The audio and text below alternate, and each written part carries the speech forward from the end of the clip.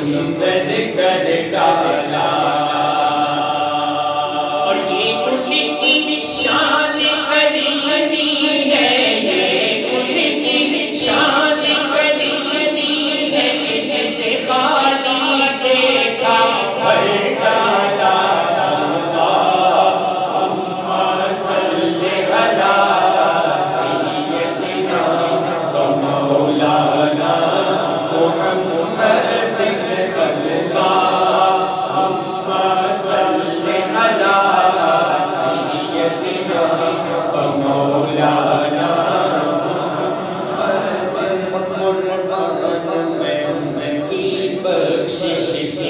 مقصد زبان پر آیا نہیں قربان میں ان کی بخشش ہے، مقصد زبان پر آیا نہیں۔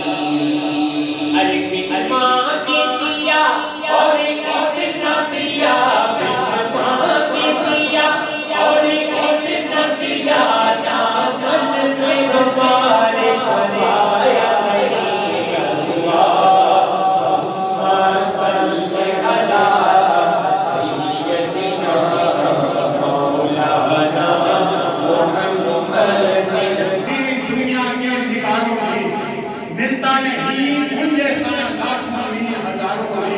اور اللہ نے کیا لوگوں کو بخشش کا وعدہ، روتے ہوئے جو دیکھا محبوب کو اخباروں میں، تاجدار ختم نبوت، تاجدار ختم نبوت، نعرے تکبیر، نعرے رسالت، مفتی اعظم پاکستان، ہم سب کی آن، ہم سب کی شان، مفتی منیب الرحمان، ہم سب کی آن، ہم سب کی شان۔ یا رسول لبیک لبیک یا رسول اللہ، لبیک یا رسول اللہ، لبیک یا رسول اللہ،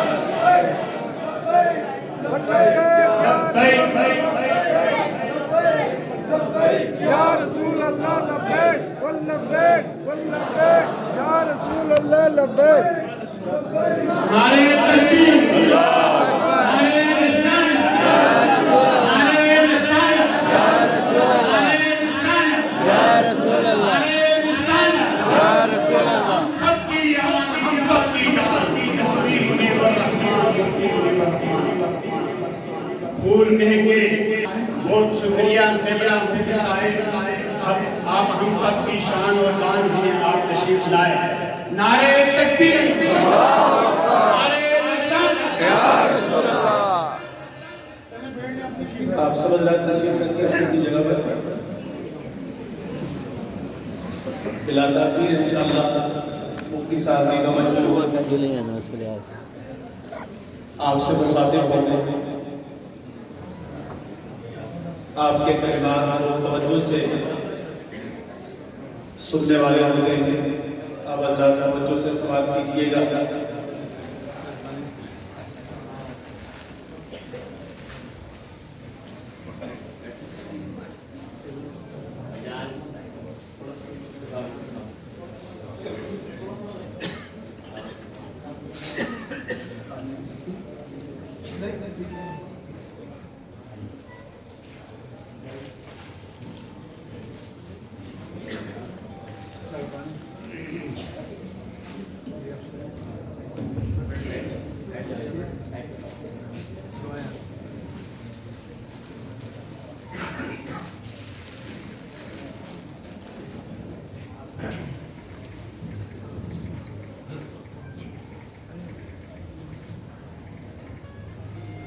الحمد لله رب العالمين، الصلاة والسلام على رحمة للعالمين، خاتم الأنبياء والمرسلين، إمام الأولين والآخرين، سید الرسل والنبیین سیدنا ومولانا ومأوانا وملجانا محمد وعلى آله الطيبين الطاهرين وعلى صحابته الصديقين الصادقين وعلى كل من تبعهم بإحسان إلى يوم الدين وبعد.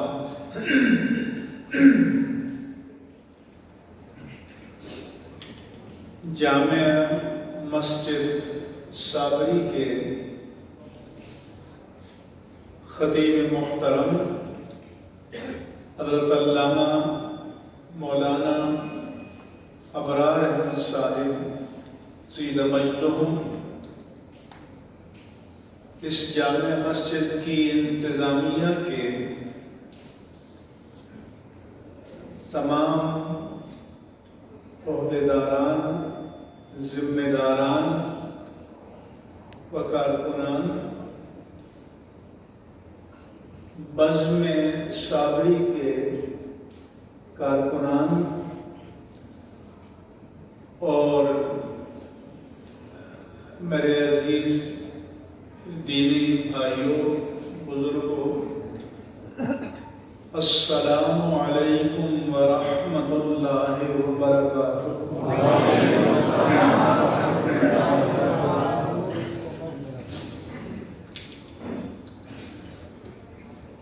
آپ کے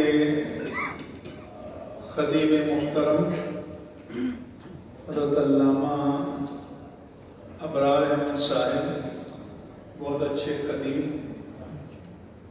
بہت اچھے مقرر ہیں. میں اس طرح کا مقرر نہیں ہوں. سادہ سے انداز میں ماشاءاللہ حضرت علامہ زہیر یعقوب معینی صاحب تو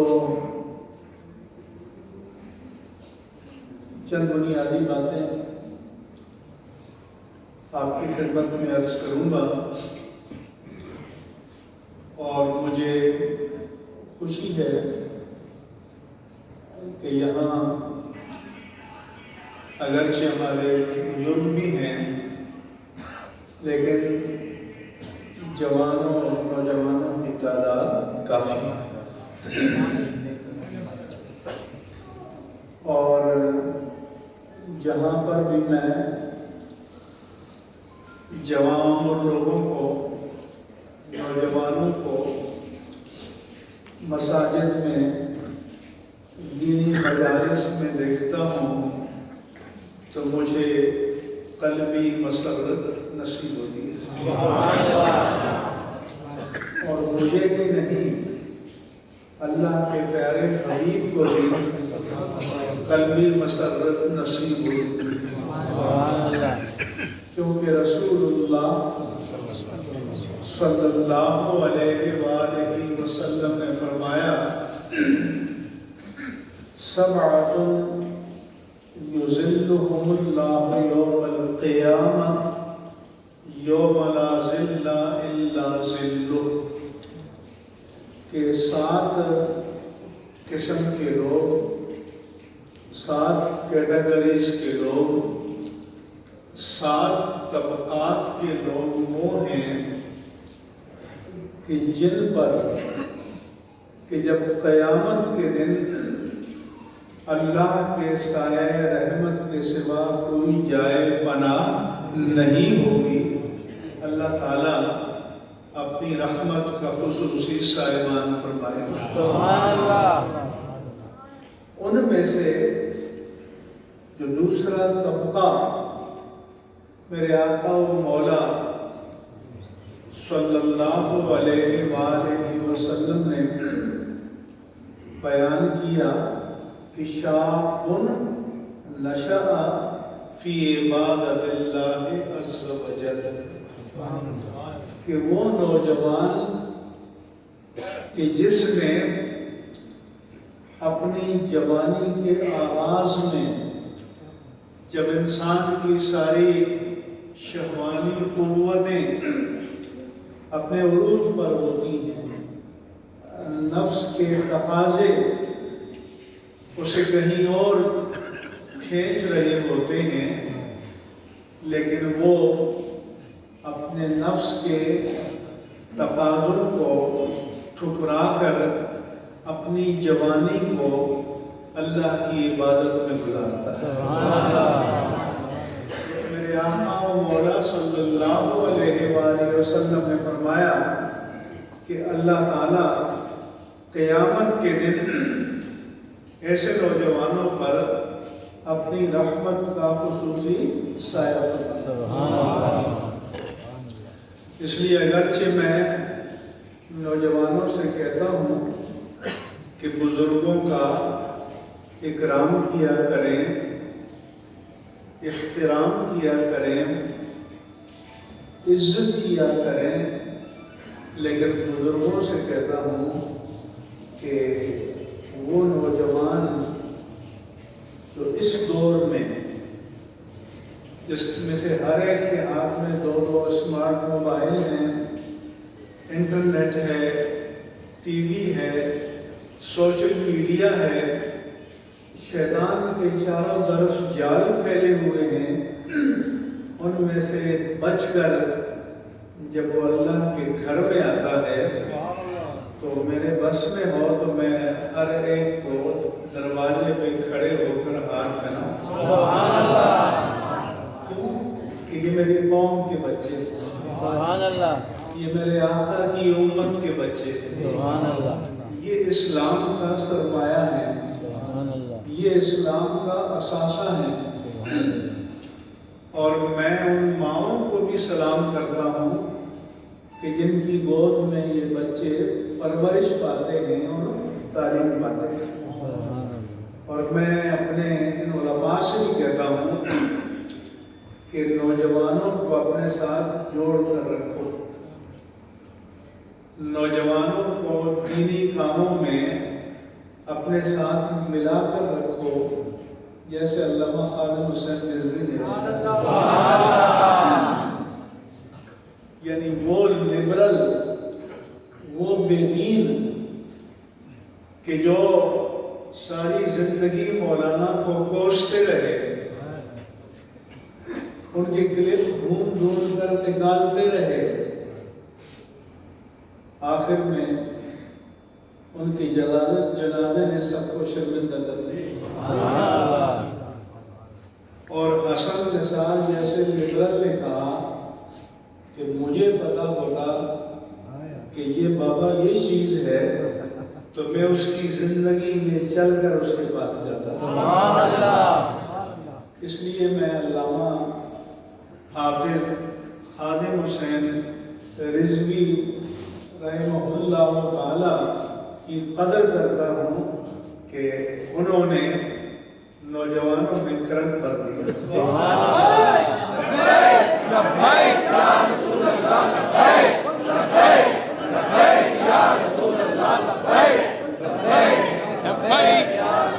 نوجوانوں کو اپنے اللہ کے پیارے حبیب کا عاشق بنا دیا، جانثار بنا دیا، محبت کرنے والا بنا دیا کہ صبح سے لے کر شام تک، انگریزی میں کہتے ہیں کہ اسٹینڈنگ آن دا ٹو، ایڑی کے بل پر بندہ کھڑا ہو، ایک پل کے لیے آرام نہ کرے، لیکن پھر بھی لبیک یا رسول اللہ کے نعرے لگاتے ہوئے وہ تھکے نہیں۔ تاجدار ختم نبوت زندہ باد، زندہ باد، تاجدار ختم نبوت زندہ باد، زندہ باد۔ اپنے بچوں سے بھی پیار کرو، اپنی قوم کے بچوں سے بھی پیار کرو، اور سب نوجوانوں سے پیار کرو، یہ میرے آقا کے سپاہی ہیں، سبحان اللہ، یہ میرے آقا کے دین کے مجاہدین ہیں جن کو دیکھ کر لوگوں کو تکلیف ہوتی ہے کہ آخر اس میں کی کرنٹ کہاں سے آتا ہے۔ دوسرا فرمایا کہ رجل قلبہ معلق بالمساجد، وہ شخص جس کا دل مسجد میں اٹکا ہوا ہو، یعنی مسجد میں آیا، مسجد میں نماز پڑھی، اپنے کام کے لیے چلا گیا، دکان پر چلا گیا، دفتر پہ چلا گیا، گھر کا سودا لینے چلا گیا، لیکن دل میں کھٹکا لگا ہوا ہے کہ کب اللہ کے گھر سے دوبارہ بلاوا آتا ہے تو کہتے ہیں کہ دل یار والے ہتھ کار والے کہ کام میں لگا ہو مگر دل اللہ اور اس کے رسول کے ساتھ، سبحان اللہ، تو ایک تو یہ مسجدوں کو آباد کرو سبحان اللہ، اور مسجدیں آباد رہنی چاہیے، اور آپ سب کو میں مبارکباد دیتا ہوں کہ حرمین طیبین سمیت روئے زمین کی ساری مسجدیں بند ہو گئی کرونا کے نام پر، لیکن اللہ نے کرم کیا تو پاکستان کی مسجدیں بند نہیں، پاکستان کی مسجدوں کو تالے یہاں کے لبرل نے بڑا زور لگایا، یہاں کے حکمرانوں نے بڑا زور لگایا، ہم نے کہا کہ ایک مرتبہ اگر مسجدوں کو تالے لگ جائیں گے تو کل کوئی بات آئے گی تو حکمرانے کہیں گے یہ تو اس وقت بھی تالے لگائے تھے تو اب بھی لگا دیتے ہیں، لہذا پاکستان کے مسلمانوں کا افتخار ہے، پرائیڈ ہے، آپ سب کا ہے، یہ نہیں ہے کہ یہ ہم ہیں، ہمارے پیچھے طاقت آپ ہیں۔ اس لیے میں نے پریزیڈنٹ سے کہا جب کچھ حضرات نے کہا کہ چھوڑیے آپ ان کو، آپ حکومت ہیں، آپ ایک آرڈر جاری کر دیں کہ مسجدیں بند، تو صدر پاکستان بھی تھے، وزیر داخلہ بھی تھے، وزیر مذہبی امور بھی تھے، میں نے کہا کر کے دیکھ لیں، پھر ہم دیکھیں گے کہ زمین پر آپ کا یہ حکم کیسے نافذ ہوتا ہے۔ اور پھر اللہ تبارک و تعالیٰ نے اپنے ان عاجز کمزور بندوں کی آواز میں یہ طاقت پیدا کی، سبحان اللہ، ہماری مسجد رمضان میں اس سے پہلے اس سے بعد آباد ہے، سبحان اللہ، اس لیے مسجدوں کا آباد رہنا ضروری ہے، اور اس لیے کہ اب اہل مغرب کو کسی سے خطرہ نہیں ہے، نہ سعودیہ کی مفتیوں سے خطرہ ہے، نہ اظہر کی مفتیوں سے خطرہ ہے، نہ بغداد کے مفتیوں سے خطرہ ہے، نہ کہیں اور سے خطرہ ہے۔ اگر ان کو خطرہ ہے تو پاکستان کے عاجز اور مسکین مفتیوں سے خطرہ ہے، سبحان اللہ، کہ یہاں اللہ کا دین اپنی اصل شکل میں موجود ہے، اور انشاءاللہ تعالی جب تک آپ کی غیرت ایمانی زندہ ہے یہ دین اپنی اصل شکل میں موجود ہے۔ تو ایک تو ضمناً میرے ذہن میں یہ نوجوانوں کو دیکھ کر یہ بات آئی، اور میں آپ میں سے ہر ایک کو یہ پیغام دینا میں چاہتا ہوں کہ نوجوانوں سے پیار کرو، بچوں سے پیار کرو، بچوں کو مسجدوں میں لاؤ اور بچوں کو دین کے ساتھ جوڑ کر رکھو۔ اس لیے میں نے علامہ خادم حسین کے سوئم میں کہا تھا کہ وہ ہمارے موجودہ حکمران تھے کہ ان کے بقول انہوں نے 126 دن دی چوک پر دھرنا دیا، کسی نے ایک شیل نہیں پھینکا، اور یہ غلامان مصطفیٰ، یہ عاشقان مصطفیٰ جنہوں نے تمہارا کوئی قانون نہیں توڑا، تم نے ٹرک بھر کر شیل ان پر پھینک دیے۔ میں نے کہا وہ ہاتھ ٹوٹ جائے جو عاشقان مصطفیٰ پر شیل پھینکیں اور وہ زمانے گم ہو جائیں کہ جو اس کے آرڈر جاری کریں۔ تو ایک تو یہ جذبہ آپ کا توانا رہنا چاہیے، جذبہ آپ کا بھرپور رہنا چاہیے، یہ کبھی بھی یہ مانگ نہیں پڑنا چاہیے۔ چونکہ آپ نے آج کے پروگرام کا عنوان رکھا ہے میلاد النبی صلی اللہ علیہ وآلہ وسلم، تو میلاد النبی صلی اللہ علیہ وآلہ وسلم کا ایک مطلب تو یہ ہے کہ حضور انور اپنے آقا و مولا تاجدار کائنات، تاجدار ختم نبوت کی اس کائنات میں تشریف آوری پر جشن کا، مسرت کا اظہار کرنا، یہ مومن کا شعار ہونا چاہیے، یہ مومن کا طریقہ ہونا چاہیے۔ لیکن اس کے ساتھ ساتھ یہ بھی ہے کہ ہمیں ان مجالس میں ان بچوں کو، ان نوجوانوں کو دین بھی سکھانا چاہیے، دین کے بنیادی مسائل بھی سکھانا چاہیے، اس لیے کہ ہمارے دین کی بنیاد ایمانیات پر ہے، عقائد پر ہے۔ یہاں تک کہ آپ بچوں کو یسن القرآن یا پارہ جب آپ نے بھی پڑھا کبھی تو اس میں ایمان مجمل اور ایمان مفصل لکھا ہوتا تھا، یہ قرآن سے لیا گیا ہے۔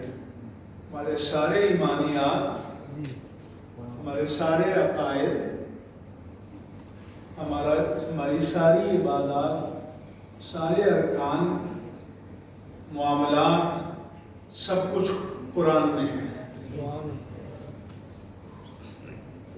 اس کی اساس عقیدہ توحید پر ہے اور عقیدہ نبوت پر ہے۔ نبوت و رسالت بنیادی عقائد میں سے ہے۔ اس لیے ایک تو ہمارے علماء نے ایمان مفصل لکھا کہ آمنت باللہ و ملائکتہ و کتبہ و رسلہ والقدر خیرہ و شرہ من اللہ تعالی والبعث بعد الموت، ان ایمانیات کو ذکر کیا۔ اور ایک ایمان مجمل لکھا۔ مجمل کہتے ہیں کہ to define something precisely، اختصار کے ساتھ اگر ایک جملے میں ایمان کو بیان کرنا ہے تو کیسے بیان کریں؟ انہوں نے کہا کہ بس یہ کہہ دو کہ آمنت باللہ کما ہوا باسمائہ وصفاتہ وقبلت جمیع احکامہ اقرار باللسان و تصدیق کہ میں ایمان لایا اللہ پر جیسا کہ وہ اپنے ذات اور اپنی صفات اپنے اسماء میں ہے، میں نے اس کے سارے احکام کو قبول کر لیا، زبان سے اقرار کرتا ہوں، دل سے تصدیق کرتا ہوں۔ تو جب ہم نے یہ کہہ دیا کہ اس کے سارے احکام کو قبول کر لیا تو پورا قرآن اس میں آ گیا، سبحان اللہ، پورا دین اس میں آ گیا، سب کچھ اس میں آ گیا۔ پھر بعض علماء نے کہا کہ اگر ایک جملے میں ڈیفائن کرنا ہو، تعریف کرنی ہو کہ ایمان کیا ہے کہ اسلام کیا ہے، اگر کوئی یہ کہے کہ ایک جملے میں بیان کر دو، ہمارے جو علماء نے کہا یہ بھی بیان کر دیں گے، الایمان بالرسول وبما جاء به الرسول، رسول پر ایمان اور رسول جو کچھ لے کر آئے اس پر ایمان۔ اب رسول توحید بھی لے کر آئے، رسول کتابیں بھی لے کر آئے، رسول جنت جہنم ملائک پر ایمان بھی لے کر آئے، تقدیر پر ایمان بھی لے کر آئے، حیات بعد الموت پر ایمان بھی لے کر آئے، عبادات و احکام بھی لے کر آئے۔ تو پھر اس صورت میں اسلام کا سینٹر پوائنٹ کیا ہے؟ ذات پاک مصطفیٰ۔ پورا اسلام جو ہے وہ طواف کر رہا ہے ذات پاک مصطفیٰ، یہاں تک کہ اللہ نے فرمایا کہ قل هو اللہ احد، اپنی توحید کو بیان کرنا چاہتا ہے، اپنی توحید کو بیان کرنا چاہتا ہے۔ عقل کا تقاضا یہ ہے کہ وہ فرماتا، ہم کہتے ہیں کہ میں اللہ ایک ہوں، خود بیان کرنا چاہتا ہے، لیکن یہ نہیں فرمایا میں قل هو اللہ احد۔ اے پیارے حبیب میں تیری زبان سے سننا چاہتا ہوں، آپ کہیے کہ وہ اللہ لہذا اللہ کا ایک ہونا بھی، اس کا اقرار بھی تب قبول ہوگا کہ جو اللہ کے نبی کی زبان سے سن کر کہے گا۔ سبحان اللہ۔ اگر کوئی کہے کہ میں نہیں جانتا نبی کون ہوتا ہے، میں نے تو اپنی عقل سے اللہ کو پہچانا، تو یہ توحید اللہ کی بارگاہ میں مقبول نہیں ہوگی۔ ترتیب میں توحید پہلے ہے، لیکن اقرار میں تسلیم میں نبوت پہلے ہے کہ نبی کو مانو گے، ان کی اتھارٹی کو مانو گے، پھر جو کچھ نبی لے کر آئے اس سب نظام کو مانو گے، اسلام کی تکمیل ہو جائے گی۔ سبحان اللہ۔ انبیاء کرام علیہم السلام کی قطعی تعداد کسی حدیث صحیح صریح میں بیان نہیں کی گئی۔ قرآن مجید میں 26 انبیاء کرام کے نام ہیں، اور اللہ نے فرمایا کہ وَرُسُلًا قَدْ قَصَصْنَاهُمْ عَلَيْكَ مِنْ قَبْلِ وَرُسُلًا لَمْ نَقْصُصْهُمْ عَلَيْكَ وَمِنْهُمْ مَنْ لَمْ نَقْصُصْهُمْ عَلَيْكَ، کہ کچھ رسولوں کے احوال ہم نے آپ کو بیان کر دیے پہلے، اور کچھ کے بیان نہیں کیے۔ سو قرآن مجید میں نام بنام سارے رسولوں کا بیان نہیں ہوا، 26 انبیاء کرام رسول اعظم کے نام آئے۔ باقی روایات میں کہ 1,24,000 یا کم یا زیادہ. یہ ہم اس لیے کہتے ہیں کہ اگر ہم قطعیت کے ساتھ کہتے ہیں 1,24,000 ہیں اور اصل میں ایک نبی بھی کم ہو تو ہم نے غیر نبی کو نبی بنا دیا، یا ایک نبی بھی زیادہ ہو تو ایک نبی کی نبوت کا انکار کر دیا.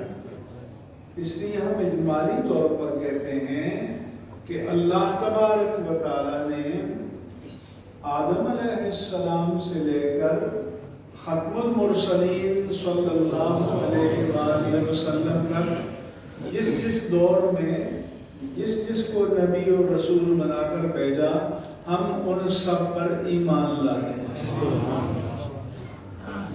تعین کے ساتھ نہیں، تعین کے ساتھ ہمیں معلوم ہی نہیں ہے.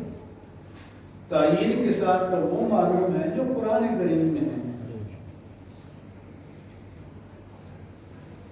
باقی اجمالی طور پر ہم اللہ کے سارے انبیاء کرام اور رسول اعظام پر ایمان لاتے ہیں. پھر اللہ نے فرمایا کہ وَرُسُلًا مُبَشِّرِينَ وَمُنذِرِينَ لِئَلَّا يَكُونَ لِلنَّاسِ عَلَى اللَّهِ حُجَّةٌ بَعْدَ الرُّسُلِ. اللہ فرماتا ہے کہ ہم نے رسول بھیجے، وہ اللہ کی رحمت کی بشارت دیتے ہوئے ہیں، اللہ کی رحمت کی بشارت دیتے ہوئے گئے، اللہ کے عذاب سے ڈراتے ہوئے گئے. کیوں؟ کہ کل قیامت کے دن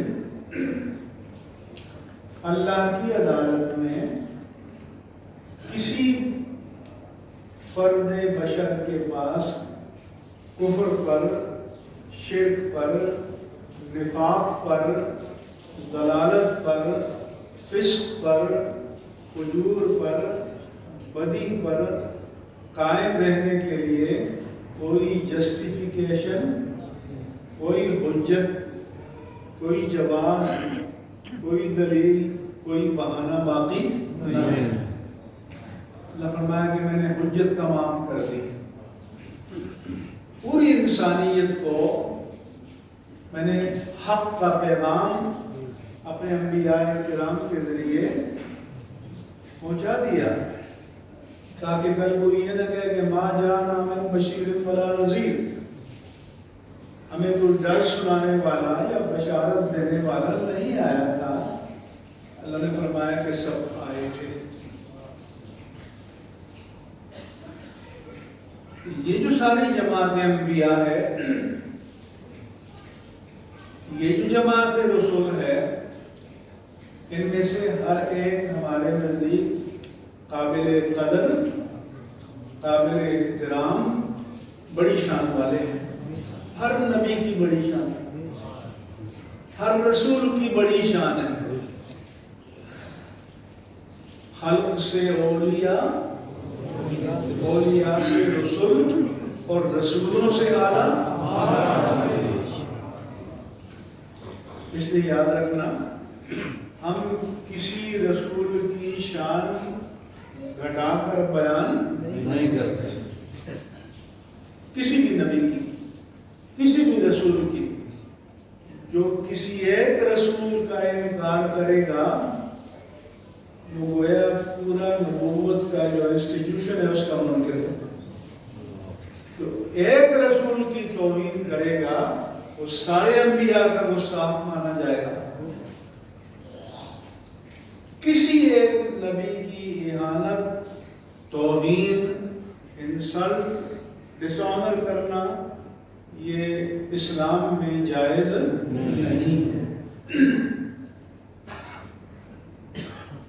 اس لیے اللہ نے فرمایا کہ وَإِنَّهُمْ عِنْدَنَا لَمِنَ الْمُصْطَفَيْنَ الْأَخْيَارِ، جو میرے نبی ہیں وہ میرے سلیکٹڈ ہیں.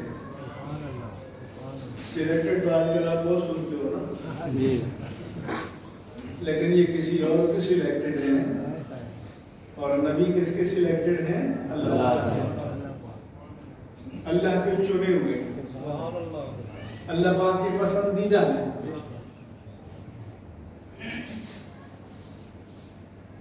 اس لیے ہمارے علماء نے کہا نبی بشر ہوتا ہے، نہ کوئی عورت نبی گزری ہے، نہ جنات میں سے کوئی نبی گزرا ہے.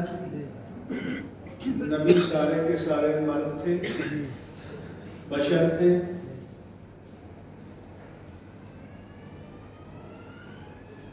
نبی کو انسانی عوارض لاحق ہوتے ہیں، کیونکہ منکر کہتے ہیں مال حاق الرسول یا کل الطعام ویمشی فی الاسواق. یہ کیسا رسول ہے کہ کھانا بھی کھاتا ہے، بازار میں بھی چلتا ہے؟ تو اللہ نے انسانوں کے درمیان رسول بھیجے سبحان اللہ. تاکہ انسانوں کے درمیان رہتے ہوئے اللہ کے دین کو پریکٹس کر کے اس پر عمل کر کے بتائیں. ورنہ لوگ کہتے ہیں کہ دین تو بڑا اچھا ہے لیکن کیا ہے ہمارے لیے قابل عمل نہیں ہے. اس لیے حدیث پاک میں آتا ہے کچھ صحابہ کرام امہات المومنین کے پاس آئے اور ان سے پوچھا کہ حضور کا جو ڈے ٹو ڈے روٹین ہے کہ معمولات ہیں وہ کیا ہیں؟ تو امہات المومنین رضی اللہ عنہن نے حضور کے معمولات بتائے. تو انہوں نے کہا کہ ان کو تو اللہ نے مغفرت کلی کی قطعی سند دے دی ہے، ہم ان سے بھی زیادہ عمل کریں گے. انہوں نے اپنی سوچ کے مطابق کہا.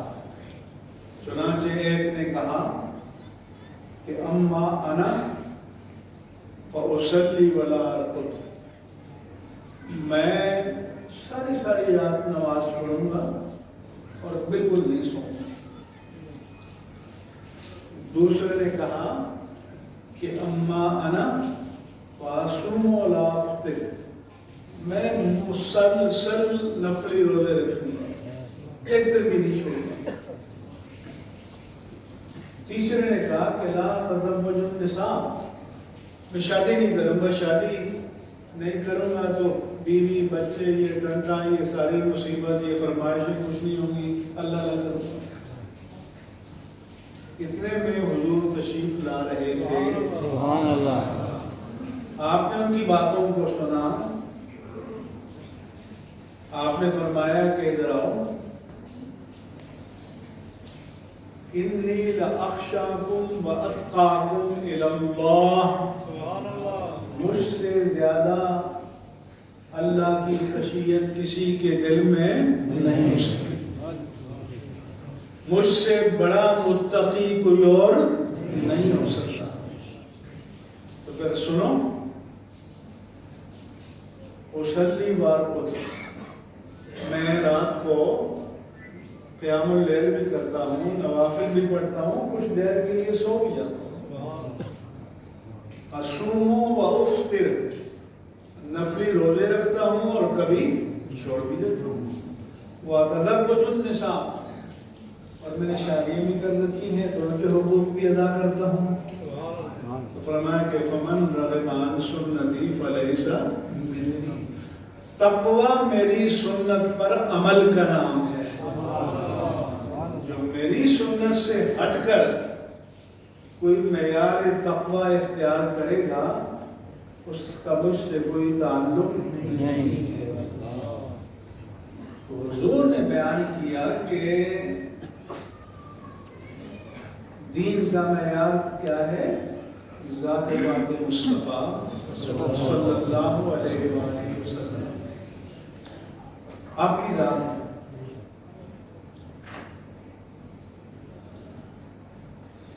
پھر اللہ کے پیارے رسول نے خود فضائل بیان کیے اپنے دیگر انبیاء کرام پر. اور خود قرآن میں اللہ نے فرمایا کہ دل کر رسول فضلنا بعضهم علی بعض، یہ رسولوں کی جماعت ہے، ان میں سے ہم نے بعض کو بعض پر فضیلت عطا کی ہے۔ بعض کے درجے بڑے ہیں، بعض کے اس سے بڑے ہیں، بعض کے اس سے بڑے ہیں، اور پھر کوئی وہ ہے جن کا درجہ سب سے بڑا ہے۔ تو فرمایا کہ فضلت علی الانبیاء بست، اللہ نے مجھے دیگر انبیاء کرام پر 6 چیزوں میں فضیلت دی ہے۔ سبحان اللہ۔ پہلی بات یہ ہے کہ اوتیت جوامع الکلم، مجھے جوامع الکلم کا معجزہ عطا کیا ہے کہ میں چاہوں تو ایک چھوٹے سے جملے میں معنی کا سمندر سماؤں، سبحان اللہ۔ ایک جملے میں۔ چنانچہ محدثین کرام نے میرے آقا و مولا صلی اللہ علیہ وآلہ وسلم کی زبان مبارک سے نکلے ہوئے چھوٹے چھوٹے جملے لکھے اور کہا کہ اگر اور کچھ بھی نہ آیا ہوتا دین تو تب بھی ہدایت کو پانے کے لیے یہ بھی کافی ہوتا۔ سبحان اللہ۔ وَنُصِرْتُ بِالرُّعْبِ مَسِیرَةَ شَہْرٍ، فرمایا کہ اللہ نے میری ذات میں ایسی وجاہت، ایسا رعب، ایسا دبدبا، ایسی شوبت عطا کی ہے کہ 1 مہینے کے فاصلے سے کسی کی نظر پڑے وہ مرعوب ہو جاتا ہے۔ سبحان اللہ۔ پھر فرمایا کہ جُعِلَتْ لِيَ الْأَرْضُ مَسْجِدًا وَطَهُورًا، پچھلی امتیں اس بات کی پابند تھیں کہ انہوں نے اگر عبادت کرنی ہے تو عبادت گاہ میں جانا ہوگا، بیا ہے، صومعہ ہے، کلیسا ہے، ٹیمپل ہے، چرچ ہے، سینیگاگ ہے، وہاں جانا پڑے گا۔ لیکن میرے آقا نے فرمایا کہ میری امت کے لیے اللہ نے اس پوری زمین کو مسجد بنا دی۔ سبحان اللہ۔ لہذا اگر زمین خشک ہے، اگر اس پر کوئی محسوس نجاست نہیں ہے تو میرا امتی جامع وقت آئے قبلہ رو ہو کر کھڑے ہو جائے اور نماز پڑھ لے۔ سبحان اللہ۔ پوری زمین کو مسجد بنا دیا، پوری زمین کو پاک بنا دیا۔ وَأُحِلَّتْ لِيَ الْغَنَائِمُ لَمْ تُحِلَّ لِأَحَدٍ قَبْلِي، فرمایا کہ میرے لیے مال غنیمت کو حلال کر دیا۔ سبحان اللہ۔ پچھلی امتوں میں مال غنیمت حلال نہیں تھا، صدقات کا مال استعمال کرنے کی اجازت نہیں تھی۔ آدم علیہ السلام کے 2 بیٹوں کا ذکر ہے کہ وَاتْلُ عَلَيْهِمْ نَبَأَ ابْنَيْ آدَمَ بِالْحَقِّ إِذْ قَرَّبَا قُرْبَانًا فَتُقُبِّلَ مِنْ أَحَدِهِمَا وَلَمْ يُتَقَبَّلْ مِنَ الْآخَرِ، کہ پیارے حبیب اپنے امتیوں کو، غلاموں کو آدم علیہ السلام کے 2 بیٹوں کا سچا اور کھڑا واقعہ بلا کم و کاس بیان کر دیجئے۔ دونوں نے قربانی پیش کی۔ ہمارے تو قربانی کہتے ہیں جانور کو، عربی میں اس کو قربانی نہیں کہتے، عربی میں اس کو کہتے ہیں ضحیہ اور ضحایا، اس کی جمع ہے اضاحی ہے۔ قربان کے معنی ہے کہ ہر وہ مالی یا بدنی صدقہ جو اللہ کی قربت کے لیے، اس کی رضا کے لیے پیش کیا جائے۔ ایک نے مینڈا پیش کیا، دوسرے نے غلہ پیش کیا، آسمان سے آگ آئی، ایک کے صدقے کو قبول کر لیا اور دوسرے کا رد ہو گیا۔ اب ذرا اس کو پیش آ گیا، بے عزتی ہو گئی، انسلٹ ہو گئی۔ اس نے کہا آپ تلنک، قابیل نے حابیل سے کہا کہ میں تجھے قتل کر ڈالوں گا، تیری وجہ سے میری توہین ہوئی ہے۔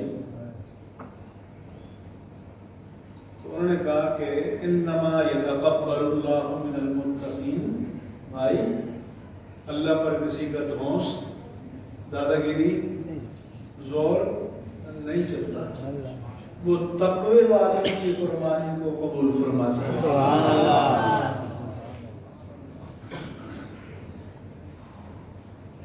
اب آپ مجھے بتائیں، جب عید الاضحیٰ کے دن ہوتے ہیں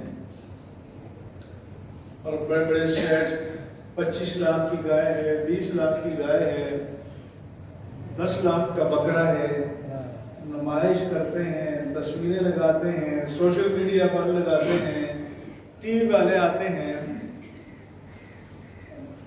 اگر پچھلی امتوں کی طرح اشتہار چھپ جاتا اور کس کو پتا کہ 10,000 والے کی قبول ہو گئی اور 25 لاکھ والے کی رد ہو گئی، کسی کو منہ دکھانے کے قابل ہوتا؟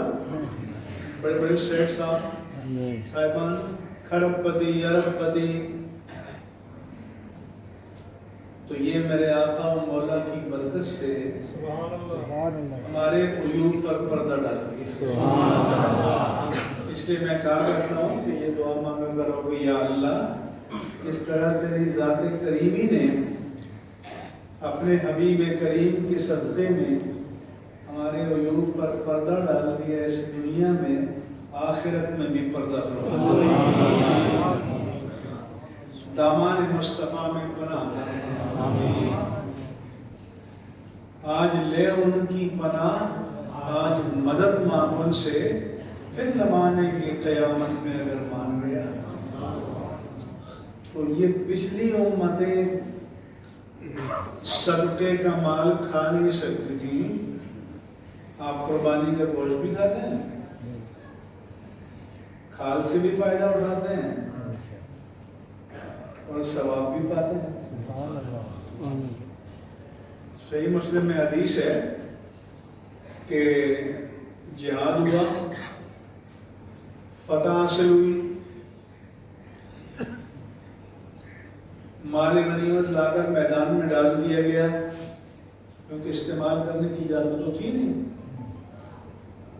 تو قانون کے مطابق آگ نے آنا تھا، اس کو جلا ڈالتی، اس کے معنی یہ ہے کہ یہ اللہ کی بارگاہ میں قبول ہو گیا، آسمان سے آگ نہیں ہے۔ تو اس نبی نے ہر قبیلے سے کہا کہ تمہارے لیڈر جو ہیں وہ میرے آ جائیں، میرے ہاتھ سے ہاتھ ملائیں۔ ان میں سے 2 بندوں کے ہاتھ نبی کے ہاتھ پر چپٹ گئے۔ تم میں کوئی ہے جس نے مال غنیمت میں خیانت کی ہے اور خیانت کی وجہ سے رد ہو گیا، آگ نہیں ہے۔ پھر نبی نے فرمایا کہ اب اس قبیلے کا ہر آدمی آئے اور میرے ہاتھ پر ہاتھ ملائے۔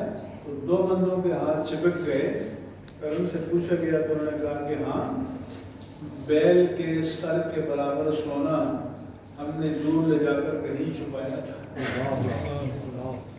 اس کو اٹھا کر لائے، ڈھیر پر لا کر رکھا اور پھر آسمان سے آگ آئی اور اسے جلا۔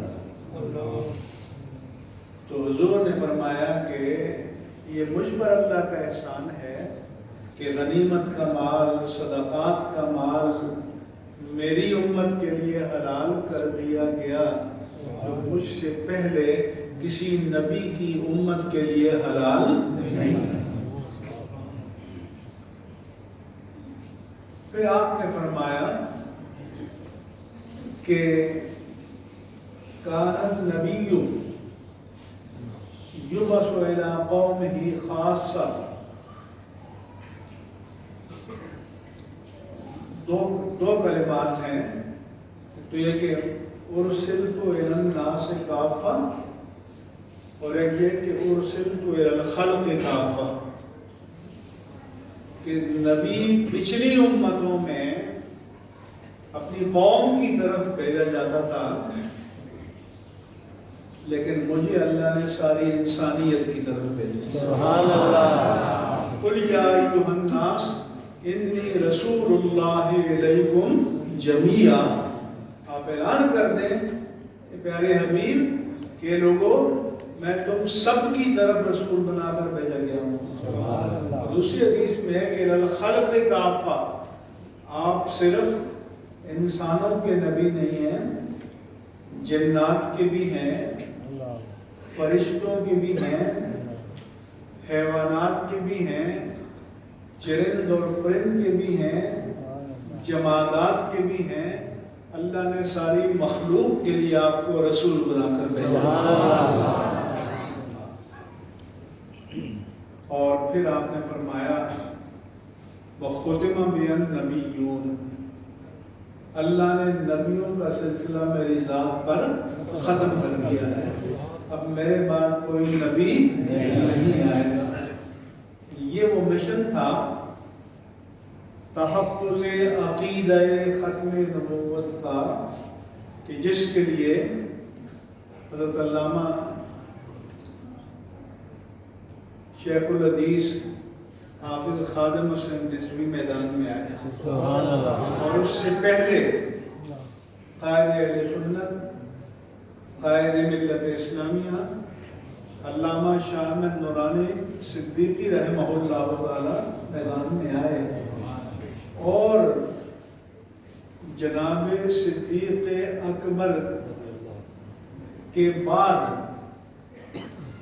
کیونکہ صدیقی تھے نا علامہ شاہ احمد نورانی، حضرت بکر صدیق کی اولاد میں سے تھے، ان کے بعد پوری اسلامی تاریخ میں 1974 میں یہ پہلا موقع تھا کہ ایک ریاست نے ریاستی سطح پر فیصلہ کیا کہ جو ختم نبوت کا منکر ہے وہ کافر ہے، مرتد ہے اور اسلام سے خارج ہے. تاجدار ختم نبوت زندہ باد، زندہ باد. تاجدار ختم نبوت زندہ باد، زندہ باد. اور اس آئینی ترمیم کے نتیجے میں صدر کے حلف نامے میں اور وزیر اعظم کے حلف نامے میں عقیدہ ختم نبوت شامل ہے، لیکن اور کسی ریاستی عہدے کے حلف نامے میں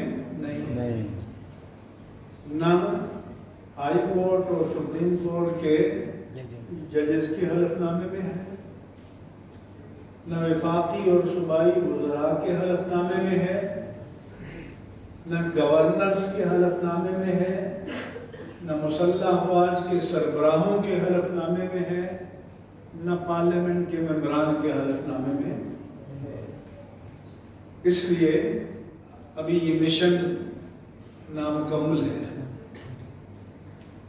اس ملک کو بچانا ہے منکرین ختم نبوت کے فتنوں سے اور سازشوں سے، تو پھر اس جد و جہد کو اور اس جہاد کو جاری رکھا جائے گا. عزیزان گرامی،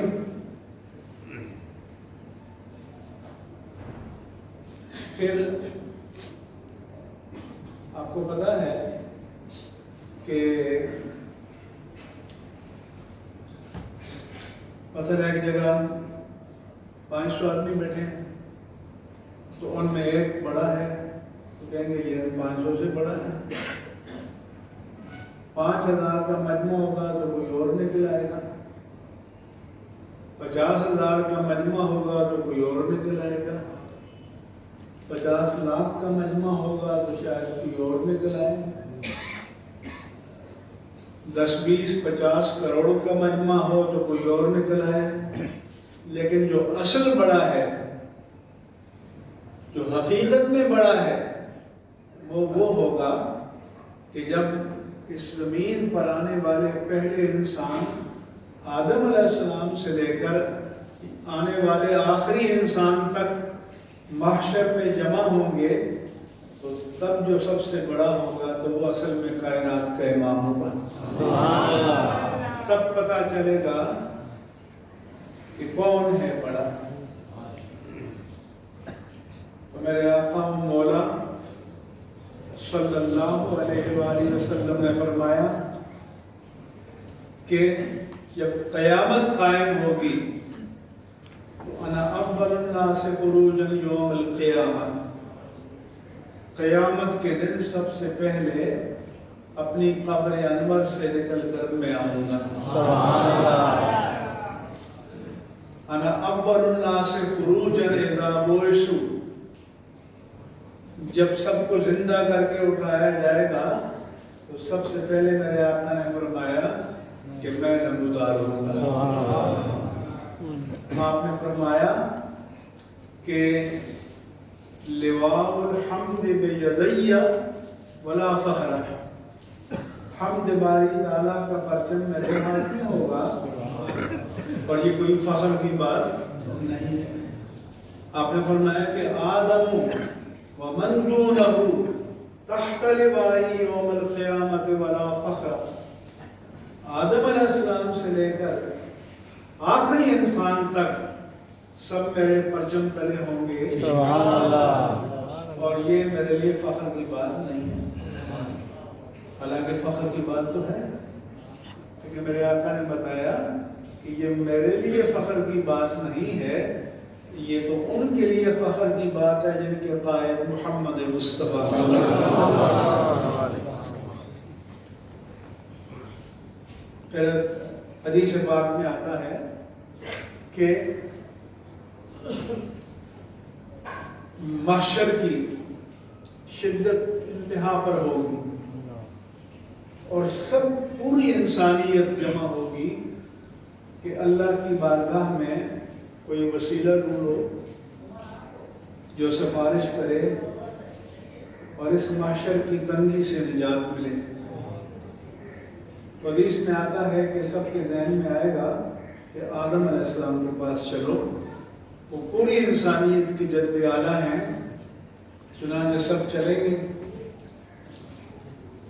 ان سے کہیں گے کہ آپ خلیفۃ اللہ ہیں، پوری انسانیت کے جد اعلیٰ ہیں، اللہ کی بارگاہ میں سفارش کیجیے۔ تو وہ عرض کریں گے کہ ما انا لہا، آج اللہ کا جلال اور غضب اپنی انتہا پر ہے اور مجھے اس بارگاہ میں عرض کرنے کی کوئی مجال اور ہمت نہیں۔ اذهبوا الی غیری، کسی اور کے پاس۔ پھر آیا کہ نوح علیہ السلام کے پاس جائیں گے کہ آپ نجی اللہ ہیں، آپ سفارش کیجئے۔